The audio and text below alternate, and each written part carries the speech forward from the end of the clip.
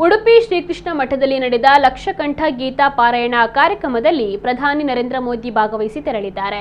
ಆದರೆ ಇನ್ನೊಂದೆಡೆ ಮಾಜಿ ಸಚಿವ ಪ್ರಮೋದ್ ಮಧ್ವರಾಜ್ ಅನುಪಸ್ಥಿತಿ ಬಗ್ಗೆ ಈಗಲೂ ಕೂಡ ಚರ್ಚೆ ಮುಂದುವರೆದಿದೆ. ಪ್ರಮೋದ್ ಮಧ್ವರಾಜ್ಗೆ ಅವಮಾನ ಮಾಡಲಾಗಿದೆ ಎನ್ನುವ ಚರ್ಚೆ ನಡೀತಾ ಇದೆ. ಉಡುಪಿ ಕನಕನಕಿಂಡಿಗೆ ಮಾಜಿ ಸಚಿವ ಪ್ರಮೋದ್ ಮಧ್ವರಾಜ್ ಚಿನ್ನದ ಕವಚವನ್ನ ಅರ್ಪಣೆ ಮಾಡಿದ್ದರು. ಪ್ರಧಾನಿ ಮೋದಿ ಆಗಮಿಸಿ ಅದನ್ನ ಉದ್ಘಾಟನೆ ಕೂಡ ಮಾಡಿದ್ದರು. ಆದರೆ ಕಾರ್ಯಕ್ರಮಕ್ಕೆ ಚಿನ್ನದ ಕವಚವನ್ನ ಕೊಡುಗೆಯಾಗಿ ನೀಡಿದ ಪ್ರಮೋದ್ ಮಧ್ವರಾಜ್ಗೆ ಆಹ್ವಾನ ಇರಲಿಲ್ಲ. ಇದೇ ವಿಚಾರವನ್ನ ಮುಂದಿಟ್ಟುಕೊಂಡು ಸಾಮಾಜಿಕ ಮಾಧ್ಯಮಗಳಲ್ಲಿ ನೆಟ್ಟಿಗರು ಅಭಿನವ ಕನಕದಾಸ ಎಂದು ಲೇವಡಿಯನ್ನ ಮಾಡ್ತಾ ಇದ್ದಾರೆ.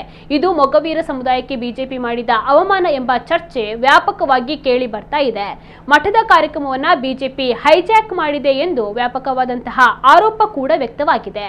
ವೇದಿಕೆಯಲ್ಲಿ ಸ್ವಾಮೀಜಿಗಳನ್ನ ಹೊರತುಪಡಿಸಿದ್ರೆ ಬಿಜೆಪಿ ನಾಯಕರು ಮಾತ್ರ ಕೂತಿದ್ದರು. ಉಡುಪಿಯ ಬಿಜೆಪಿ ಶಾಸಕರು ಸಂಸದರಿಗೆ ವೇದಿಕೆಯಲ್ಲಿ ಸ್ಥಾನಮಾನ ನೀಡಲಾಗಿದೆ. ಆದರೆ ಗೀತಾ ಲೇಖನ ಪಠಣಕ್ಕೂ ಬಿಜೆಪಿಗೂ ಏನು ಸಂಬಂಧ ಎಂದು ಇದೀಗ ಮಠದ ಶಿಷ್ಯ ವರ್ಗದಲ್ಲಿ ಬಿಸಿ ಬಿಸಿ ಚರ್ಚೆ ಜೋರಾಗಿದೆ. ಮಠದ ಸಿಬ್ಬಂದಿಗೆ ವೇದಿಕೆ, ಮಠದೊಳಗೂ ಅವಕಾಶ ಇರಲಿಲ್ಲ. ಪ್ರಮೋದ್ ಮಧ್ವರಾಜ್ಗೆ ಅವಕಾಶವನ್ನ ತಪ್ಪಿಸಿದವರು ಯಾರು ಎನ್ನುತ್ತಿರುವಂತಹ ಚರ್ಚೆ ನಡುವೆ ಇದೀಗ ಉಡುಪಿ ಜಿಲ್ಲಾ ಬಿಜೆಪಿ ಡ್ಯಾಮೇಜ್ ಕಂಟ್ರೋಲ್ಗೆ ಮುಂದಾಗಿದೆ. ಇನ್ನೊಂದೆಡೆ ಜಿಲ್ಲಾ ಬಿಜೆಪಿ ಮತ್ತು ಪ್ರಮೋದ್ ಮಧ್ವರಾಜ್ ಜಂಟಿ ಹೇಳಿಕೆ ನೀಡಿ ಪ್ರಕರಣ ಸುಖಾಂತ್ಯ ಮಾಡೋಣ ಎಂದಿದ್ದಾರೆ. ಬಿಜೆಪಿ ಜಿಲ್ಲಾಧ್ಯಕ್ಷ ನವೀನ್ ಕುತ್ಯಾರು ಪ್ರಮೋದ್ ಮಧ್ವರಾಜ್ ಸುದ್ದಿಗೋಷ್ಠಿಯನ್ನ ನಡೆಸಿ ಈ ಎಲ್ಲ ವಿವಾದಗಳಿಗೆ ತೆರೆಯನ್ನ ಎಳೆದಿದ್ದಾರೆ.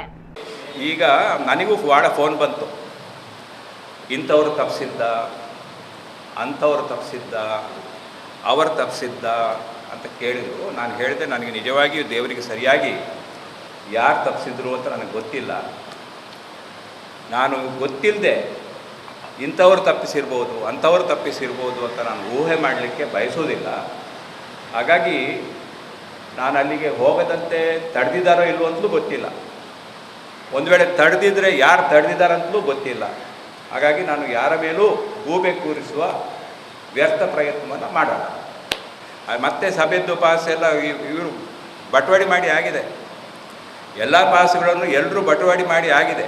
ಅಲ್ಲಿ ಪಾಸ್ ಉಳಿಲೇ ಇಲ್ಲ. ಹಾಗಾಗಿ ನಾನು ಮತ್ತೆ ಪುನಃ ಅದು ಸಭೆದ್ದು ಪಾಸ್ ಕೇಳೋದು ಕೂಡ ಆವಾಗ ರಾತ್ರಿ ಆಗಿತ್ತು, 9 ಗಂಟೆ ಆಗಿತ್ತು. ಅಲ್ಲಿಗೆ ನಾನು ಆ ಲೈನಲ್ಲಿ ಇರಲಿಕ್ಕೆ ಬಯಸಲೇ ಇಲ್ಲ.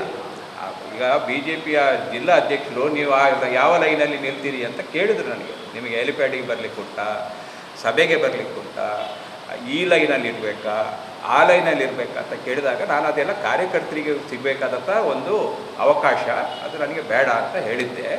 ಹಾಗಾಗಿ ಅವರು ನನಗೆ ಪಾಸನ್ನು ಕೊಡಲಿಲ್ಲ. ಯಾಕಂದರೆ ನಾನು ನಿರಾಕರಣೆ ಮಾಡಿದ್ದೆ. ಯಾಕಂದರೆ ನನ್ನ ನಿರೀಕ್ಷೆ ಏನಿತ್ತು ಅಂದರೆ, ನನಗೆ ಅಲ್ಲಿ ಈಗ ನಾನು ಎಲ್ಲೆಲ್ಲೋ ನಮ್ಮ ತಂದೆ ಕಟ್ಟಿದ ಗುಡಿಗೆ ಪ್ರಧಾನಮಂತ್ರಿ ಹೋಗುವಾಗ ನಾನು ಸಮರ್ಪಣೆ ಮಾಡಿರ್ತಕ್ಕಂಥ ಕಿಂಚಿತ್ ಸೇವೆ ಪ್ರಧಾನಮಂತ್ರಿಯವರು ಲೋಕಾರ್ಪಣೆ ಮಾಡುವಾಗ ಆ ಸಂದರ್ಭದಲ್ಲಿ ನಾನು ಅಲ್ಲಿ ದೂರದಲ್ಲಿ ಆದರೂ ನಿಂತು ನೋಡಬೇಕು ಅಂತಕ್ಕಂಥ ಆಶೆ ಇತ್ತು. ಅದು ಆಶೆ ಇಲ್ಲ ಅಂತ ನಾನು ಹೇಳೋದಿಲ್ಲ. ಬಟ್ ಅದು ಈ ಕಾರಣಾಂತರಗಳಿಂದ ತಪ್ಪಿ ಹೋಗಿದೆ. ಅದರ ಬಗ್ಗೆ ಕಿಂಚಿತ್ತು ದುಃಖ, ದುಮ್ಮಾನ, ಬೇಸರ ಯಾವುದೂ ಇಲ್ಲ. ಪ್ರಧಾನಿಯವರನ್ನು ಸ್ವಾಗತಿಸುವಂಥದ್ದು ಯಾವ ಜಿಲ್ಲೆಗೆ ಬಂದರೂ ಭಾರತೀಯ ಜನತಾ ಪಾರ್ಟಿಯ ಒಂದಷ್ಟು ಕಾರ್ಯಕರ್ತರಿಗೆ ಅವಕಾಶವನ್ನು ಮಾಡಿಕೊಡಬೇಕು ಎನ್ನುವ ರಾಜ್ಯದಿಂದಲೇ ಸೂಚನೆ ಬರ್ತದೆ. ಆ ರೀತಿಯಲ್ಲಿ ಮಂಗಳೂರಿನ ಏರ್ಪೋರ್ಟಲ್ಲಿ, ಉಡುಪಿಯ ಹೆಲಿಪ್ಯಾಡಲ್ಲಿ ನಾವು ಅದಕ್ಕೆ ನಮ್ಮ ಕಾರ್ಯಕರ್ತನ ಜೋಡಿಸಿದ್ದೇವೆ.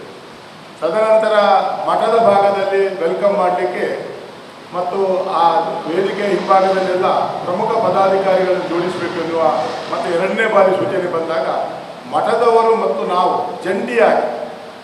ಜಂಟಿಯಾಗಿ ದಿವಾನರು ಮತ್ತು ಜಿಲ್ಲಾಧ್ಯಕ್ಷರು ಸಹಿ ಮಾಡಿ ಲೈನಪ್ಗೆ ಲಿಸ್ಟ್ ಮಾಡಿದ್ದು ಬಿಟ್ಟರೆ ನಾವು ಒಬ್ಬರು ಮಾಡಿದ್ದಾರೆ. ಅಲ್ಲಿ ಎಲ್ರಿಗೂ ಅವಕಾಶ ಕೊಟ್ಟಿದೆ.